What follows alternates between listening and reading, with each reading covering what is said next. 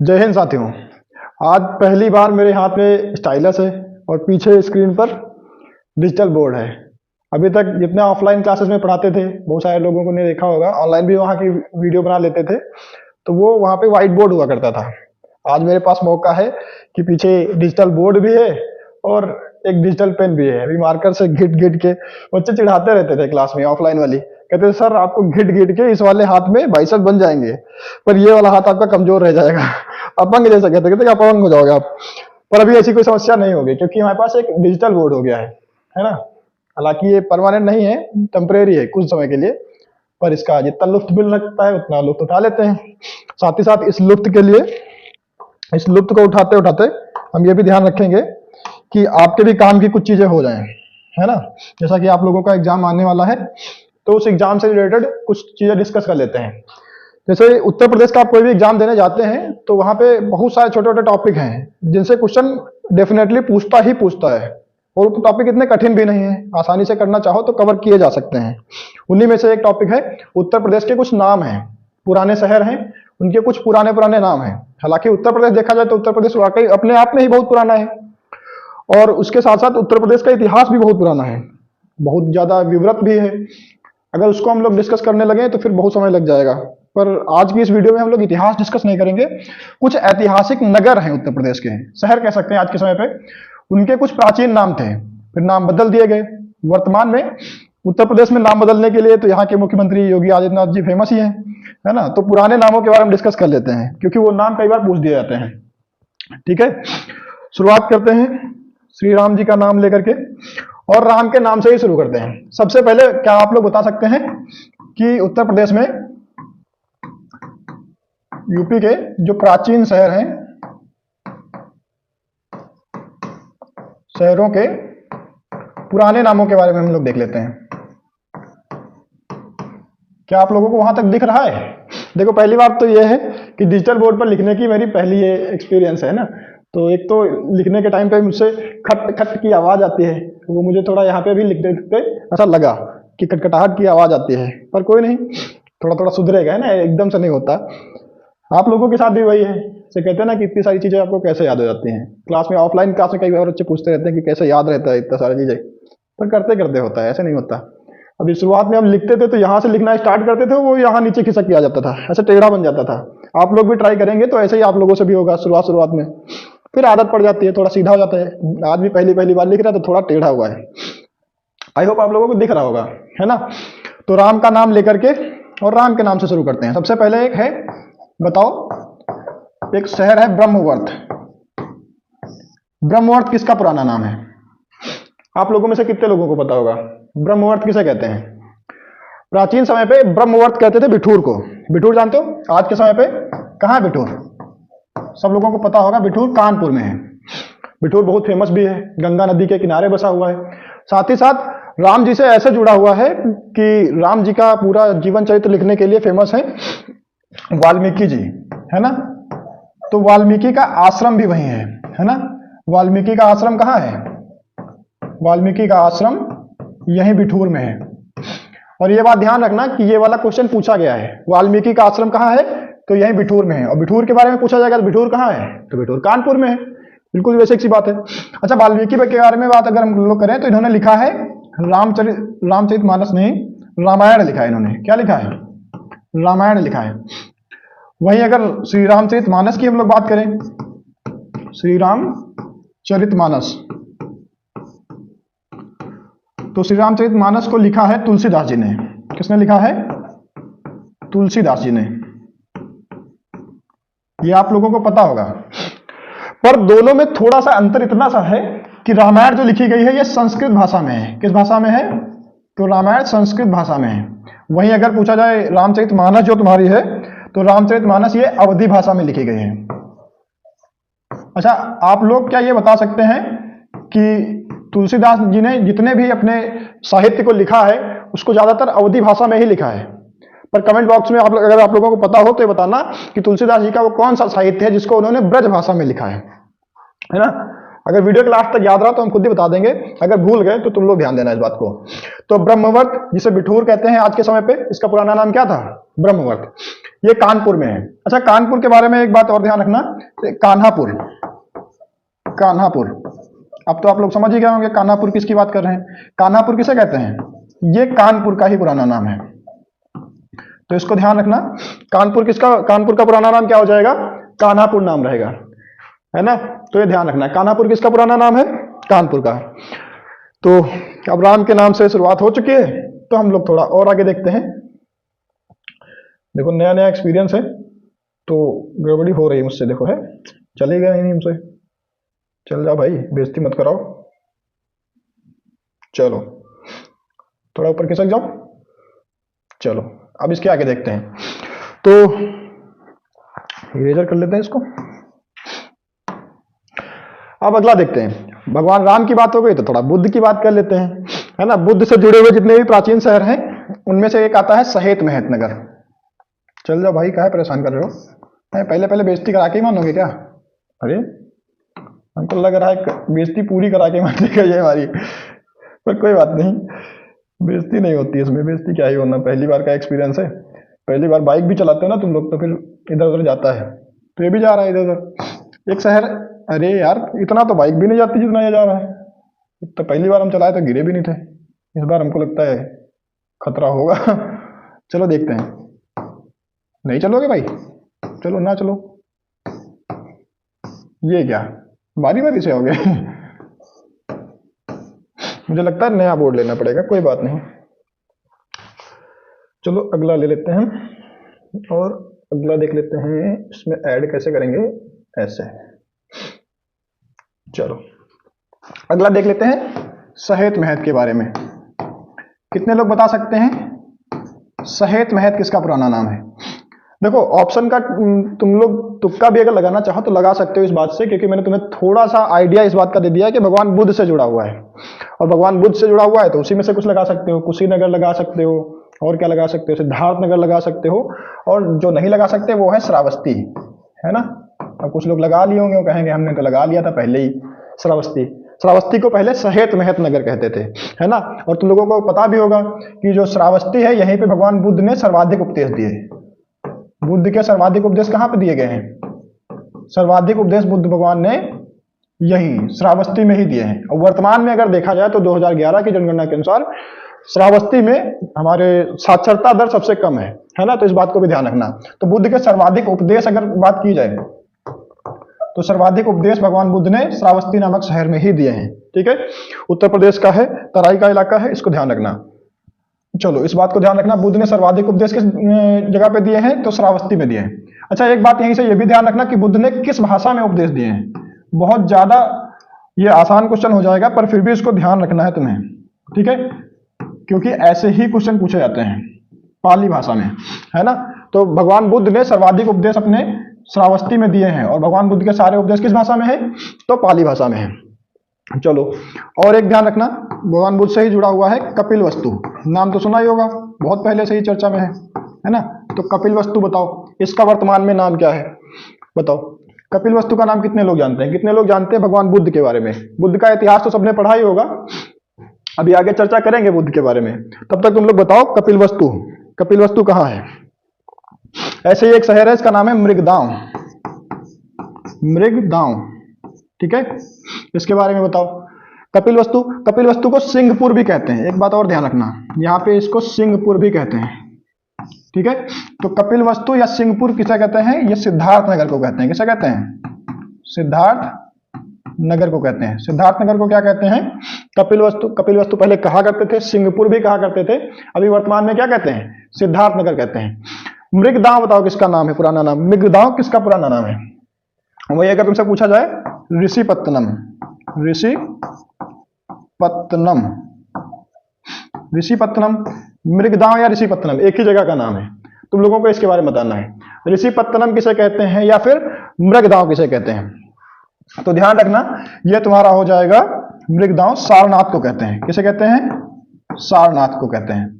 और कहीं कहीं पे तुमको लिखा सिंहपुर जो है सारनाथ के लिए भी लिखा मिलेगा, तो इसको ध्यान रखना। सिंहपुर वैसे ज्यादातर पूछा नहीं जाएगा, तुम कपिलवस्तु को ध्यान रखना, कपिलवस्तु को क्या कहते हैं, तो सिद्धार्थनगर कहते हैं। वही साथ ही साथ सबसे फेमस अगर कोई पूछा जाएगा सबसे इंपॉर्टेंट कौन सा है, तो मृगदांव हो जाएगा और ऋषिपत्तनम हो जाएगा। ऋषिपत्तनम को क्या कहते हैं, वर्तमान में सारनाथ कहते हैं। तो भगवान बुद्ध से जुड़े ये हो जाएंगे। वैसे ही अगर तुमसे पूछा जाए और भी बहुत ज्यादा फेमस, अगर हम भगवान बुद्ध के बारे में ही चर्चा करें तो बेइज्जती करा के ही आगे बढ़ोगे भाई साहब, हमको पता है। अच्छा ये सिस्टम है यार, ये सिस्टम आने के बाद भी गड़बड़ हो जाएगा। चल रहा भाई, अब बढ़ जाओगे ऊपर। इतना बेइज्जती कराने के बाद देखो है, हर बार बढ़ जाता है लेकिन बेइज्जती पहले कराएगा, पहले करेगा बेइज्जती। अब कुछ लोग कहेंगे चलाने की तमीज नहीं है तो बेइज्जती होएगी ही, तो ये भी सही बात है। पहली बार चला रहे हैं तो नहीं कह सकते कि हाँ हम तो ड्राइवर हैं इसके, लाइसेंस लेकर के, है ना, तो ड्राइवर तो है नहीं, नया नया मामला है। चलो हम कुछ बताने जा रहे थे, इसके बारे में बताने आ रहे थे। अगला शहर होगा, तुम लोगों ने सुना होगा एक शहर है जिसे कहते हैं हम लोग इत्र नगरी। इत्र नगरी को पहले उस समय कहते थे कान्य कुब्ज नगर। क्या कहते थे, कान्य कुब्ज नगर, कान्य कुब्ज नगर। अब तो तुम लोग आराम से बता दोगे कान्य कुब्ज नगर किसका नाम है। इसे नगर महोदय श्री भी कहते थे, नगर महोदय श्री भी कहते थे, नगर महोदय श्री भी कहते थे, नगर महोदय श्री या फिर कान्य कुब्ज नगर, जिसे आज के समय में इत्र नगरी भी कहते हैं। किसका नाम है ये कन्नौज का पुराना नाम है। कन्नौज का पुराना नाम क्या हो जाएगा, नगर महोदय श्री या फिर कान्य कुब्ज नगर। अच्छा, कन्नौज में एक शासक हुआ करता था, उसका नाम था हर्षवर्धन। ध्यान रखना, उसके बारे में भी थोड़ा बता देते हैं। देखो टॉपिक तो हमारा है प्राचीन नाम जो शहरों के हैं उनके बारे में, पर मेरी आदत है, जो ऑफलाइन क्लास करते हैं उनको पता है कि एक चीज से चीजें लिंक करने की मेरी आदत है, तो उस आदत से बात कैसे आएंगे। हर्षवर्धन के बारे में थोड़ा इतिहास जान लेते हैं। हर्षवर्धन क्या है, वर्धन वंश का एक शासक है, ठीक है। इसके बारे में अगर दो चीज देखेंगे जो पूछा जाता है, थोड़ा सा पूछेगा इसकी पहले इसकी पूर्व में वर्धन वंश की राजधानी क्या हुआ करती थी, तो इसकी राजधानी होती थी थानेश्वर। पूर्व में इसकी राजधानी क्या हुआ करती थी, मतलब पूर्व मतलब शुरुआत पहले में, है ना, तो थानेश्वर हुआ करती थी, और ये हरियाणा में हुआ करती थी, थानेश्वर हरियाणा में। वही बाद में पूछा है तो बाद में इसकी राजधानी क्या हो जाती है, कन्नौज हो जाती है। कन्नौज कहाँ है, ये उत्तर प्रदेश में है। कन्नौज कहाँ है, उत्तर प्रदेश में। और कन्नौज को इस बात से भी ध्यान रखना कि यहाँ उत्तर प्रदेश में सर्वाधिक मक्के का उत्पादन भी होता है, तो इसको ऐसे भी ध्यान रखना। अच्छा, हर्षवर्धन के बारे में एक चीज ध्यान रखना कि हर्षवर्धन के समय पे ही एक चीनी यात्री आया था, उसका नाम था ह्वेनसांग। दो तीन चीजें बता देते हैं, ध्यान रख लो। एक चीनी यात्री आया था, ह्वेनसांग नाम था, चीनी यात्री ह्वेनसांग इसी हर्षवर्धन के शासनकाल में आया था। और इसकी पुस्तक भी पूछी जाती है, अगर पेपर ज्यादा टफ करेगा तो तुमसे यही पूछेगा कि ह्वेनसांग की पुस्तक का नाम बताओ। तो ध्यान रखना, ह्वेनसांग की पुस्तक का नाम क्या है, सी क्यू की। क्या नाम हो जाएगा, सी क्यू की। जो ऑफलाइन क्लास करते हैं उन बच्चों को ये सारे क्वेश्चन उनके लिए बड़े आसान हैं, पर ऑनलाइन वाले उनके लिए भी होंगे, पर फिर भी हम लोग ध्यान रखते हैं इसके बारे में। तो हर्षवर्धन के शासनकाल में ह्वेनसांग आया था। अच्छा, भगवान बुद्ध से जुड़ा हुआ भी ये व्यक्ति है, क्योंकि अगर देखा जाए भगवान बुद्ध के जीवन काल से संबंधित या बौद्ध धर्म से संबंधित 4 बौद्ध संगीतियां हुई हैं, लेकिन इसको मानते हैं कि 5वीं बौद्ध संगीति किसने कराई है, 5वीं बौद्ध संगीति हर्षवर्धन ने कराई है। किसने कराई है, हर्षवर्धन ने क्या कराया है, 5वीं बौद्ध संगीति कराई है। क्या कराई है, 5वीं बौद्ध संगीति, ठीक है। तो इसके बारे में ये बात हम लोग ध्यान रखेंगे। पूछा जाएगा अगर 5वीं बौद्ध संगीति, 5वीं बौद्ध संगीति किसने कराई। ये लिखित तौर पे ज्यादा प्रमाणिक नहीं है, क्योंकि प्रमाणिक तो 4 ही बौद्ध संगीतियां हैं। 5वीं के बारे में अगर तुमसे क्वेश्चन पूछा जाए तो इसको ध्यान रखना। अच्छा, 5वीं बौद्ध संगीति तुमसे पूछेगा कहां पे कराई, तो इसके लिए भी तुमको ध्यान रखना है प्रयागराज। पहले से इलाहाबाद कहते थे, अभी क्या कहते हैं, प्रयागराज कहते हैं, है ना। कहीं कहीं पर तुमको कन्नौज भी मिलेगा, लेकिन तुम पहली प्रायोरिटी प्रयागराज को देना। अगर ऑप्शन में प्रयागराज है तो प्रयागराज लगाना, अदरवाइज तुम लोग क्या लगाओगे, फिर तो कन्नौज लगाओगे ही लगाओगे। तो इसने 5वीं बौद्ध संगीति कहां पे कराई थी, ये प्रयागराज में। इसके पीछे की कहानी है पर वो अभी नहीं बताएंगे, बस ध्यान रखना इस 5वीं बौद्ध संगीति में इसने क्या किया था, ह्वेनसांग को ही इसका अध्यक्ष बना दिया था, ठीक है। चल रहा है ना प्रॉपर, फिर ठीक है। तो 5वीं बौद्ध संगीति किसने करवाई थी, हर्षवर्धन ने करवाई थी, इसको ध्यान रखना। हर्षवर्धन के समय पे कहते हैं ये कभी भी अपनी गद्दी पे नहीं बैठा था, राज सिंहासन पे कभी भी ना बैठने वाला शासक हो गया जाएगा ये, क्योंकि इसने स्वयं राजा बनकर के नहीं, बल्कि अपनी बहन के संरक्षिका के तौर पर इसने शासन किया। मतलब ये खुद राजा नहीं था, अपनी बहन को राजगद्दी पे बिठाता था और उसके संरक्षक के तौर पर खुद शासन करता था, है ना। बहुत सारे युद्ध इसने जीते हैं, पर इसके बारे में इतना ही ध्यान रखेंगे अभी, है ना। अगर बात करो तो पांचवी बौद्ध संगीति के बारे में जरूर देख लेंगे। जो चारों बौद्ध संगीतियां हुई हैं उनके बारे में थोड़ा देख लेते हैं। जैसे अगर तुमसे कहा जाए बौद्ध संगीतियां, तो बौद्ध धर्म से संबंधित संगीतियां हुई थी, है ना। संगीतियां मतलब होता है बैठक, समिति कह सकते हो ना, कमेटी या फिर समिति जैसे कहते हो। तो बौद्ध संगीतियां कुल मिलाकर के कितनी हुई हैं? तो 4 बौद्ध संगीतियां हुई हैं। चारों के बारे में हम थोड़ा थोड़ा देख लेते हैं। जैसे तुमसे पूछा जाएगा पहली बौद्ध संगीति कब हुई, तो पहली बौद्ध संगीति होती है ये लगभग 483 ईसा पूर्व में। कब होती है? 483 ईसा पूर्व में। दूसरे की अगर बात पूछा जाएगा तुमसे, तो दूसरी होती है 383 ईसा पूर्व में। इसको आराम से याद कर सकते हो, 483 और 383। अच्छा, 483 तब है, ये घटना उस समय की है जब भगवान बुद्ध अपने निर्वाण को प्राप्त कर गए थे, है ना। तो उसी समय पे पहली बौद्ध संगीति बुलाई गई थी। उसके 100 साल बाद 383 ईसा पूर्व में दूसरी बौद्ध संगीति बुलाई जाती है। तीसरी बुलाई जाती है 255 ईसा पूर्व, 255 ईसा पूर्व तीसरी बौद्ध संगीति बुलाई जाती है 255 ईसा पूर्व। और चौथे के बारे में अगर तुम लोग ध्यान रखोगे तो ध्यान रखना प्रथम शताब्दी में या प्रथम ईस्वी कह सकते हो, ठीक है। प्रथम ईस्वी में चौथी बौद्ध संगीति बुलाई जाती है।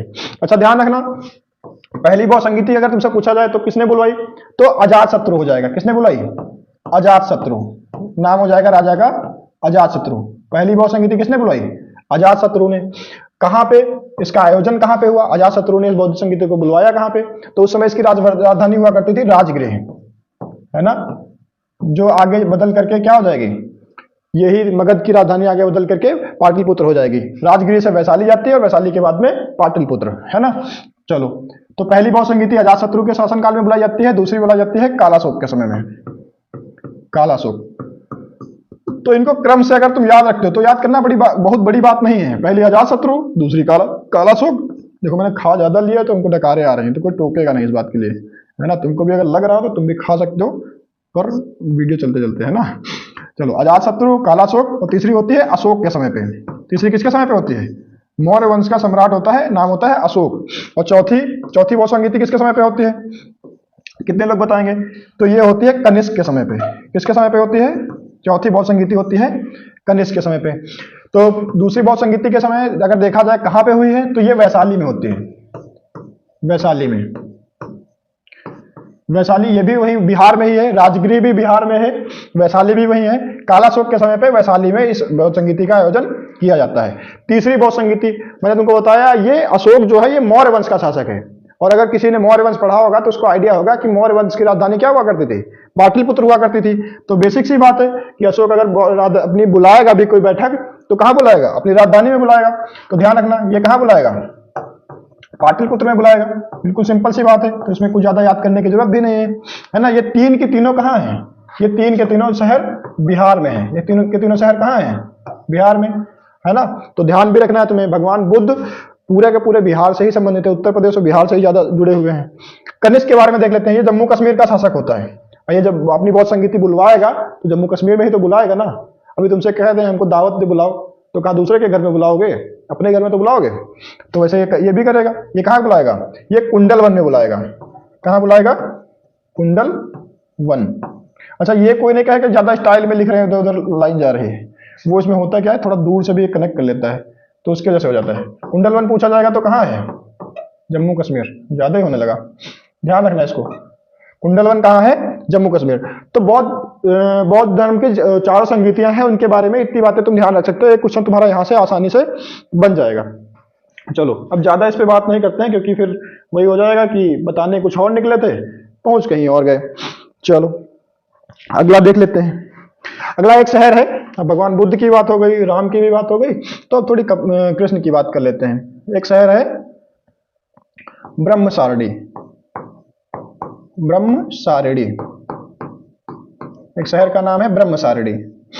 ब्रह्मसारणी किसे कहते हैं? वैसे ही बताओ। मधुपुरी। मधुपुरी किसका पुराना नाम था? तो मधुपुरी किसको कहते थे? और ब्रह्मसारणी कहते थे बरसाना को, है ना। बरसाना, नंदगांव सब कहाँ है? मथुरा में है ना। और मधुपुरी मथुरा को ही कहते थे, मथुरा डिस्ट्रिक्ट है। तो ध्यान रखना, मथुरा डिस्ट्रिक्ट वो डिस्ट्रिक्ट है जहां उत्तर प्रदेश की, देखो लिंक कराने की आदत मेरी फिर वहीं से आ गई है ना, तो उत्तर प्रदेश की सबसे कम वर्षा कहां दर्ज की जाती है? सबसे कम वर्षा, सबसे कम वर्षा कहां पे दर्ज की जाती है? तो उत्तर प्रदेश में सबसे कम वर्षा दर्ज की जाती है यही मथुरा में ही, है ना। इस बात को ध्यान रखना। बरसाना भी मथुरा वाले डिस्ट्रिक्ट में ही आता है, उसको भी ध्यान रखेंगे। अच्छा, एक सबसे कम वाला देख लिया तो सबसे ज्यादा वाला देख लो। एक शहर है, इसका नाम है रामग्राम, इसको भी ध्यान रखो। रामग्राम किसे कहते हैं? रामग्राम किसे कहते हैं? तो रामग्राम गोरखपुर का पुराना नाम है। रामग्राम किसका पुराना नाम है? तो रामग्राम गोरखपुर का पुराना नाम है, ठीक है। और गोरखपुर क्या है? उत्तर प्रदेश की सर्वाधिक वर्षा यहीं होती है ना। सर्वाधिक औसतन वर्षा कहाँ होती है? सर्वाधिक वर्षा। अच्छा देखो, दिमाग में मेरे और बहुत सारी चीज चल रही वर्षा के बारे में बताने को, पर हम तुमको वहां ले जाएंगे नहीं, फिर बाद में तुम लोग कहोगे फालतू का वीडियो लंबा खींचते हो। बताने वाली बातें जो थी, टॉपिक इस बात से स्टार्ट किया था वो तो बता ही नहीं रहे, इधर उधर के बता रहे हैं। पर एक बात ध्यान रखो मेरी, जो भी चीजें बता रहे हैं वो सारी तुम्हारे एग्जाम से रिलेटेड ही हैं, इधर उधर की कुछ चीजें नहीं है, सब तुमको काम ही आएगा कहीं ना कहीं, तो उसको ध्यान रखना है। चलो अगला देख लेते हैं, अहिछत्र। एक ये ध्यान रखो, बताओ अहिछत्र किसे कहते हैं? एक हो गया अहिछत्र, इसके बारे में बताओ अहिछत्र किसे कहते हैं? अगला बताओ, अहिछत्र हो गया, फिर हो गया सोरो या फिर सूकर क्षेत्र।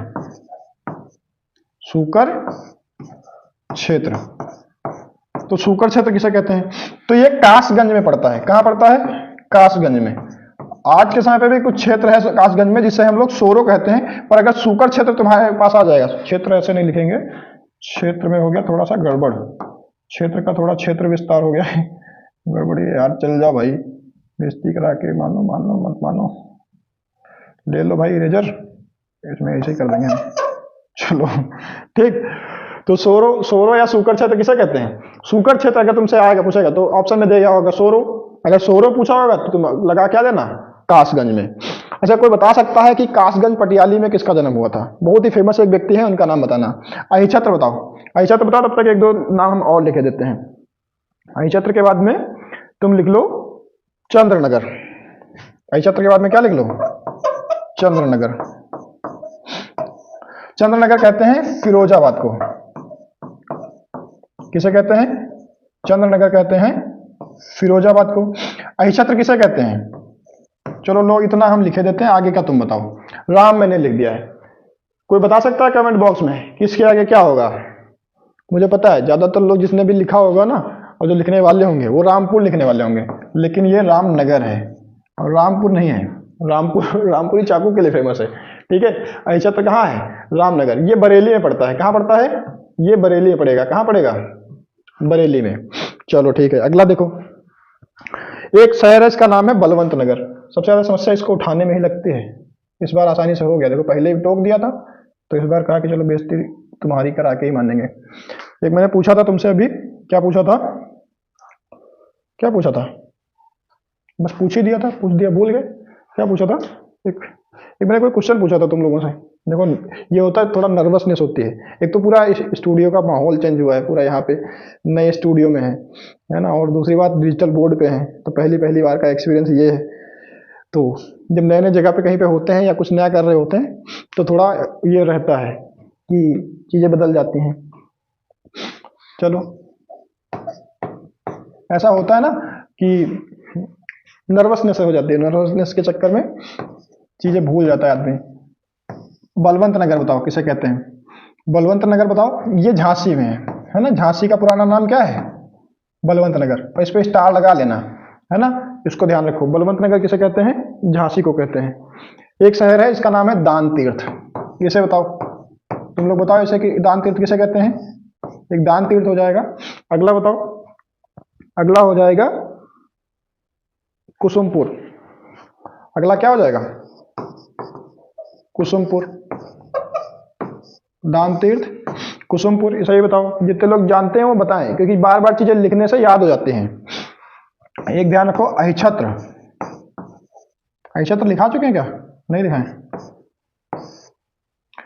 ध्यान रखना। अहिछत्र अगर लिखाए होंगे तो भी चेक कर लेंगे, ठीक है। और एक लिख लो, सॉरी अहिछत्र हो चुका है, अहिछत्र की जगह तुम लोग क्या कर लो भाई, हो जाओ, नहीं होगे बेइज्जती कराओगे। ऐसा तक की जगह तुम लोग लिख लो काम पे ले, गड़बड़ कर दिया, लिखो ही मत। अब ये इस पे अगर लिखेंगे नहीं तो फिर ये करेगा गड़बड़, बताएंगे किसे हम इतनी सारी चीजें। चलो, दान तीर्थ कहते हैं हस्त, अरे यार, दान तीर्थ कहते हैं हस्तिनापुर को, इसको ऐसे ध्यान रखो। ये यहाँ पे क्या लिखा हुआ है, हस्तिनापुर। कुसुमपुर किसे कहते हैं, ये कहते हैं पटना को, ठीक है। कुसुमपुर किसे कहते हैं, पटना को। देखो एक्चुअली होता क्या है, अब इसमें स्टोरेज का मामला वाला लफड़ा होता है ना, जितना स्टोरेज है, जब ज़्यादा एक स्लाइड पे हो जाता है तो फिर ये हैंग करने लगता है। एक स्लाइड पे जितनी ज़्यादा चीज़ें होंगी फिर उतना ये गड़बड़ करेगा। तो पेज चेंज कर देंगे, अभी सही आ जाएगा। पर इस पर लिख चुके हैं तो इस पर पेज भी चेंज नहीं कर सकते हैं। चलो, और क्या हो गया, चंद्रनगर हो गया, और क्या बचा, एक हाँ बहुत फेमस लिख लेना, इसका नाम है हरिगढ़। हरिगढ़, हरिगढ़, और एक लिख लेना कोइल। कोइल देखो बाद में आ जाएगा, अब थोड़ा इसका इलाज पकड़ में आ गया है। हरिगढ़ या कोइल किसे कहते हैं, ये कहते हैं अलीगढ़ को। किसे कहते हैं, अलीगढ़ को। तो ये सारी बातें ध्यान रखना। आई होप मैंने तुम लोगों को बहुत अच्छे से समझाने का प्रयास किया होगा, क्योंकि कुछ चीजें होती है ना तुम्हें याद ही करने पड़ेंगी, पर मैंने बातों बातों में तुमको ये समझाने का प्रयास किया है कि शायद तुम लोग इसको याद भी कर लो। और शायद क्या, याद हो ही जाएगा, कोई बहुत बड़ा टॉपिक नहीं है और ना ही बहुत कठिन चीज है, आसान चीजें हैं, जल्दी से याद हो जाएंगी। और यहां से तुम्हारा एक क्वेश्चन बन जाएगा, डेफिनेटली बन जाएगा। पर थोड़ी मेरी आदत रही है कि तुमको लिंक कर करके इधर उधर ले जाने की, तो कुछ चीज़ें ऐसे आ जाती हैं तो उनके बारे में बताने लगते हैं। मन तो था अभी अलीगढ़ के बारे में भी कुछ बताएं, पर ये यहाँ पहले ही नोटंक दिखा, नौटंकी दिखा, नोटक नोटंक टोटंक टोंग टंग टंग टंग नो नो नो नौटंकी दिखा रहा है ना, फंस गया था देखो, इसके जैसे हमारा भी। ठीक है, तो ध्यान रखना। अभी बताते तो इस पे और भी बहुत सारी चीज़ें बताते हैं, हस्तिनापुर के बारे में बताते तो तुमको और बताते कि यहाँ उत्तर प्रदेश का सबसे बड़ा वन्य जीव अभ्यारण्य है ना, मेरठ, मुजफ्फरनगर, बहुत सारे जिलों में फैला हुआ है, सबसे बड़ा यही हो जाएगा, है ना। पटना के बारे में सबसे छोटा पक्षी बिहार हो जाएगा। अलीगढ़ के बारे में बताते तो एएमयू के बारे में बताते, अलीगढ़ मुस्लिम यूनिवर्सिटी के बारे में बताने का मन बहुत कुछ था, पर कोई बात नहीं, अगली किसी वीडियो में देखेंगे, है ना। क्योंकि नया नया है, थोड़ा एक्सपीरियंस करने दो, फिर लेके आते रहेंगे, देखते हैं कितना क्या इसकी मदद ले सकते हैं।